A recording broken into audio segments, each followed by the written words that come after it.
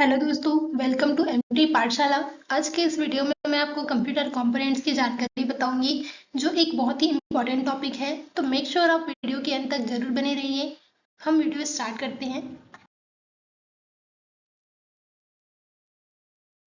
Video का topic start करने से पहले मैं आपको कंप्यूटर कंपोनेंट्स क्या होता है इसके बारे में बता देती हूँ। कंप्यूटर कंपोनेंट्स कंप्यूटर के वे मुख्य भाग होते हैं जिनसे मिलकर कंप्यूटर कार्य करने योग्य बन पाता है। अब कंप्यूटर कंपोनेंट्स के अंतर्गत आते हैं input unit, output unit, CPU. CPU के अंतर्गत ही आते हैं एएलयू, सीयू मतलब कंट्रोल यूनिट और एमयू मतलब मेमोरी यूनिट। तो आगे हम जानेंगे इनपुट यूनिट क्या होता है।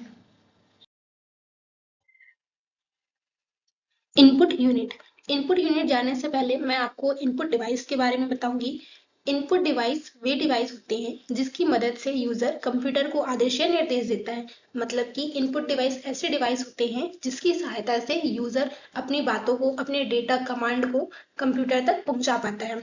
जैसे कि कीबोर्ड। कीबोर्ड में आप जानते हैं कि कीबोर्ड में मान लीजिए आप कंप्यूटर को इंस्ट्रक्शंस दे रहे हैं कि आप 2+5 को जोड़ दीजिए। तो आप क्या करेंगे, 2+5 कंप्यूटर को इंस्ट्रक्शन देने के लिए कीबोर्ड का यूज किए, तो कीबोर्ड आपका क्या हुआ, एक इनपुट डिवाइस हुआ। अब इनपुट यूनिट क्या होता है? जिस प्रकार से आप कंप्यूटर को इंस्ट्रक्शन देने के लिए कीबोर्ड का यूज करते हैं, उसी प्रकार से अगर आपको मान लीजिए प्रिंट निकालना है, तो प्रिंट निकालने के लिए अगर आप माउस से क्लिक करके किसी कमांड को दे रहे हैं, तो माउस भी क्या हुआ, एक इनपुट डिवाइस हुआ। तो इन इनपुट डिवाइस के पूरे सिस्टम को या ग्रुप को ही इनपुट यूनिट कहा जाता है। आउटपुट यूनिट के कुछ मुख्य कार्य होते हैं, जैसे कि यूजर द्वारा डेटा तथा इंस्ट्रक्शंस को प्राप्त करना। दूसरा, निर्देशों तथा डेटा को कंप्यूटर की समझने योग्य भाषा बाइनरी लैंग्वेज में बदलकर सीपीयू तक पहुंचाना। मैंने आपको पहले बताया था कि कंप्यूटर जो होता है वो सिर्फ और सिर्फ मशीनी लैंग्वेज या फिर बाइनरी लैंग्वेज को ही समझ पाता है, जिसे जो 0 और 1 के फॉर्म में होता है। तो इनपुट डिवाइस क्या काम करता है? इनपुट डिवाइस क्या काम करता है? पहला, जब यूजर डेटा या इंस्ट्रक्शंस को देता है तो इनपुट डिवाइस उसे प्राप्त करता है। इनपुट डिवाइस उन डेटा इंस्ट्रक्शंस को प्राप्त करने के बाद कंप्यूटर के समझने योग्य भाषा जो बाइनरी लैंग्वेज होता है उसमें उसको बदलता है। बदलने के बाद ही वह जो चेंज हुआ डेटा होता है वो सीपीयू तक पहुंच पाता है, जिसके बाद वो प्रोसेसिंग का काम आगे बढ़ पाता है। तो ये था आपका इनपुट डिवाइस और इनपुट यूनिट। इसके कुछ एग्जाम्पल भी होते हैं, जैसे कीबोर्ड, माउस, स्कैनर और लाइट पेन। ये अपने आप में एक इनपुट डिवाइस होते हैं। जब इनके ग्रुप को एक साथ देखा जाता है तो उसको ही हम इनपुट यूनिट कह देते हैं। Output unit. आउटपुट यूनिट जानने से पहले हम आउटपुट डिवाइस को जानते हैं। आउटपुट डिवाइस वे डिवाइस होते हैं जो कंप्यूटर के प्रोसेस किए गए डेटा को रिजल्ट के रूप में प्रदर्शित करते हैं, और आउटपुट डिवाइस के फंक्शनल ग्रुप को आउटपुट यूनिट कहा जाता है। अब इसके भी कुछ मुख्य कार्य होते हैं। पहला है, यह कंप्यूटर द्वारा प्राप्त परिणामों को स्वीकार करता है, जो कि बाइनरी लैंग्वेज में होता है। फिर दूसरा, कंप्यूटर द्वारा जो इनको परिणाम प्राप्त होता है उनको ये यूजर के पढ़ने और समझने योग्य भाषा में बदलते हैं। प्रोसेस के बारे में देखेंगे तो पहले, जब यूजर को डेटा कंप्यूटर तक पहुंचाना होता है तो वह इनपुट डिवाइस का यूज करता है। इन डिवाइस यूजर द्वारा दिए गए डेटा को पहले प्राप्त करता है, जिसके बाद उसे वह बाइनरी लैंग्वेज में बदलता है, कंप्यूटर के समझने योग्य भाषा में बदलता है। फिर सीपीयू तक पहुंचाता है, सीपीयू प्रोसेस करता है। प्रोसेस किए गए डेटा अभी बाइनरी लैंग्वेज में ही होते हैं, जिसे आउटपुट डिवाइस प्राप्त करता है, और उस बाइनरी लैंग्वेज वाले डेटा को जो प्रोसेस हो चुका है उसे यूजर के पढ़ने और समझने योग्य भाषा में वह बदल देता है, जिसके बाद वह आपको परिणाम को प्रस्तुत करता है। ये परिणाम आपको मॉनिटर में दिखाई दे सकते हैं, या म्यूजिक के रूप में सुनाई दे सकते हैं, या फिर प्रिंटर में हार्ड कॉपी की तरह आपको शो होते हैं। अब आउटपुट यूनिट के भी एग्जांपल हैं, जैसे मॉनिटर, प्रिंटर, स्पीकर और प्रोजेक्टर। मॉनिटर अगर हम देखेंगे तो मॉनिटर क्या करता है, जैसे मैंने पहले आपको बताया कि वह 2+5 को जोड़े। तो जब हम 2+5 लिखे, इनपुट डिवाइस का यूज किए, सीपीयू उसको प्रोसेस किया, और आउटपुट डिवाइस मतलब कि वो जो रिजल्ट होता है वो आपको किस में दिखाएगा, मॉनिटर में शो होता है। उसी प्रकार से आपका प्रिंटर काम करता है। प्रिंटर क्या करता है, सॉफ्ट कॉपी को हार्ड कॉपी में बदल देता है।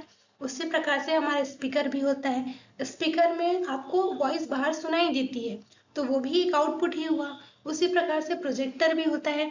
क्लासरूम में आपने देखा होगा कि प्रोजेक्टर को जब कंप्यूटर या लैपटॉप में कनेक्ट किया जाता है तो आपका जो के अंदर जो भी पीपीटी वगैरह होता है वो आपको बाहर शो होता है, तो वो भी एक प्रकार का आउटपुट डिवाइस ही होता है। इनपुट और आउटपुट डिवाइस के अलावा कुछ ऐसी डिवाइस भी होती हैं जो इनपुट और आउटपुट दोनों की तरह काम करते हैं, अर्थात ऐसी डिवाइस जो डेटा को कंप्यूटर में इनपुट करने के साथ साथ कंप्यूटर से जो प्राप्त परिणाम होता है, रिजल्ट होता है, वो उसको भी प्रदर्शित कर सकते हैं।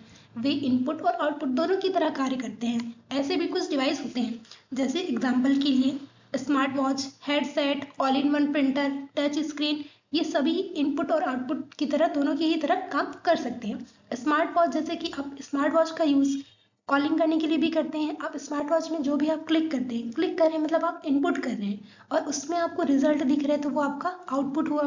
हेडसेट, हेडसेट में हेडफोन और माइक्रोफोन दोनों ही होता है। तो आप हेडसेट में माइक्रोफोन की मदद से आप किसी भी व्यक्ति से बात कर सकते हैं, जबकि हेडफोन की मदद से आप उस व्यक्ति की बातों को सुन सकते हैं। माइक्रोफोन से आप उसको इनपुट किए और हेडफोन की मदद से आपको आउटपुट सुनाई दिया, तो ये भी इनपुट और आउटपुट की तरह कार्य किया।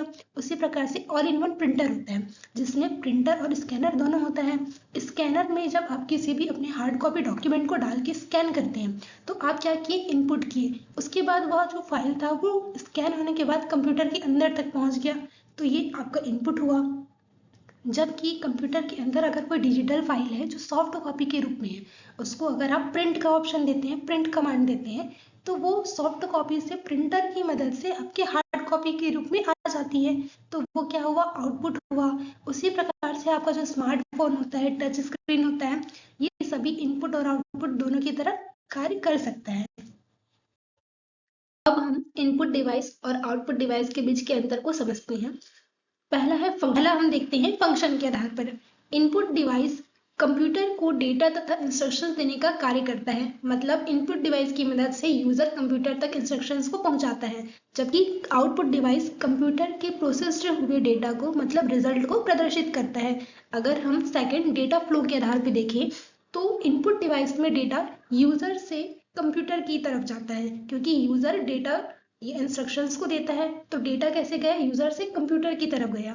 जबकि अगर हम आउटपुट डिवाइस की ओर देखें, तो आउटपुट डिवाइस में जो प्रोसेस्ड हुआ डेटा होता है वो कंप्यूटर से यूजर के पास जाता है।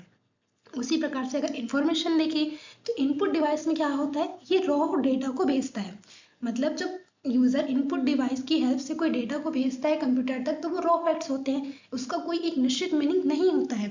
जबकि अगर आउटपुट डिवाइस में हम देखें, तो output device processed information data देता है, क्योंकि आउटपुट डिवाइस के पास कैसे डेटा आता है, प्रोसेस किया हुआ डेटा आता है, जो रिजल्ट के रूप में देता है।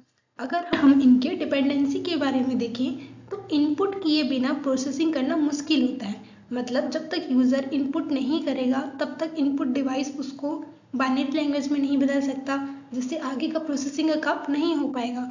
उसी प्रकार से बिना आउटपुट डिवाइस के प्रोसेस किए हुए डेटा या रिजल्ट को नहीं देखा जा सकता। अब इसके एग्जांपल देख लेते हैं। तो इनपुट डिवाइस में कीबोर्ड हो गया, माउस, स्कैनर, माइक्रोफोन और वेब कैमरा है। इनपुट डिवाइस के एग्जांपल है मॉनिटर, प्रिंटर, स्पीकर और प्रोजेक्टर। कंप्यूटर कंपोनेंट का तीसरा पार्ट है सीपीयू। सीपीयू का पूरा नाम होता है सेंट्रल प्रोसेसिंग यूनिट। यह कंप्यूटर का एक मुख्य भाग है, जिसे कंप्यूटर का मस्तिष्क भी कहा जाता है।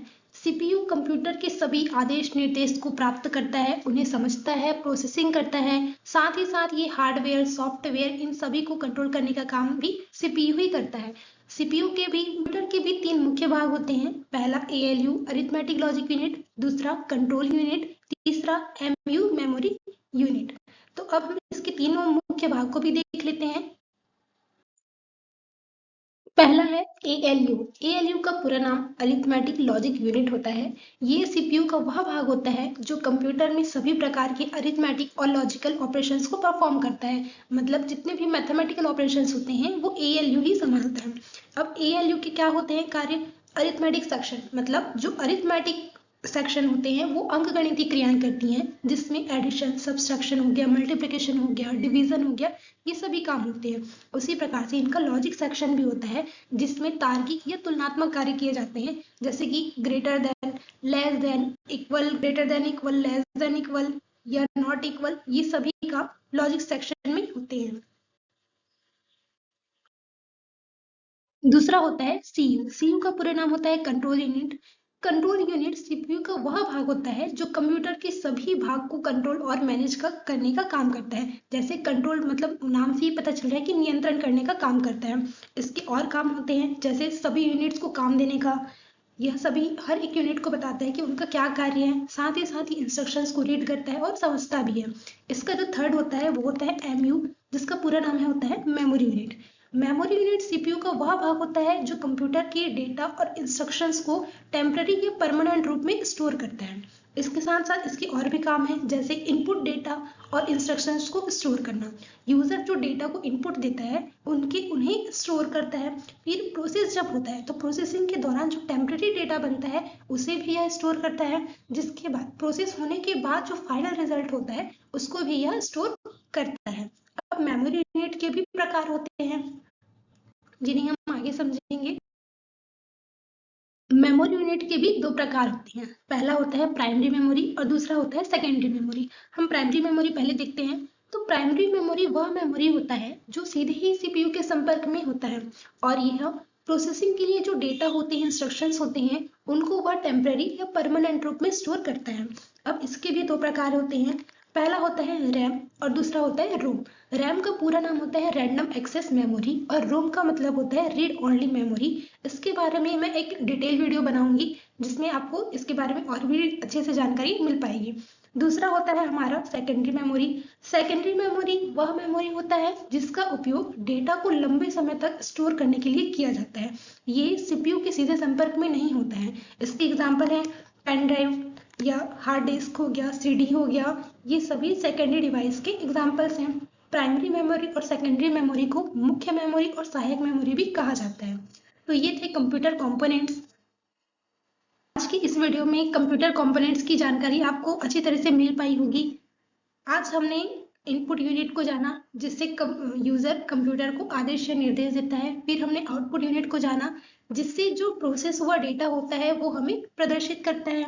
फिर हमने सीपीयू को जाना जो कंप्यूटर का मस्तिष्क कहलाता है। सीपीयू के भी तीन भागों को जाना। एएलयू जो सभी प्रकार की अरिथमेटिक और लॉजिकल ऑपरेशंस को परफॉर्म करता है। फिर हमने एक कंट्रोल यूनिट के बारे में जाना जो कंप्यूटर की सभी पार्ट्स को कंट्रोल करने का काम करता है। फिर हमने मेमोरी यूनिट जाना जो कंप्यूटर के डेटा और इंस्ट्रक्शंस को टेम्पररी या फिर परमानेंट रूप में स्टोर करता है। अब हमने मेमोरी यूनिट के भी प्रकार को जाना जिसमें प्राइमरी मेमोरी और सेकेंडरी मेमोरी पढ़े। प्राइमरी मेमोरी क्या होता है जो सीपीयू के संपर्क में होता है। अब इसके भी प्रकार होते हैं जैसे रैम और रोम। उसी प्रकार से सेकेंडरी मेमोरी होता है। सेकेंडरी मेमोरी बाहरी डिवाइस होते हैं जो सीधे सीपीयू के संपर्क में नहीं होते हैं, लेकिन अगर हमको डेटा को लंबे समय तक ही सुरक्षित रखना है स्टोर करके तो हम सेकेंडरी डिवाइस का यूज करते हैं जैसे कि पेन ड्राइव। आई होप कि आपको वीडियो बहुत ही हेल्पफुल लगी होगी। अगर आपको वीडियो हेल्पफुल लगी है तो आप वीडियो को लाइक जरूर कीजिए, चैनल को सब्सक्राइब कीजिए। अगर आपको इससे रिलेटेड कोई भी डाउट होता है तो आप कमेंट में जरूर बताइए।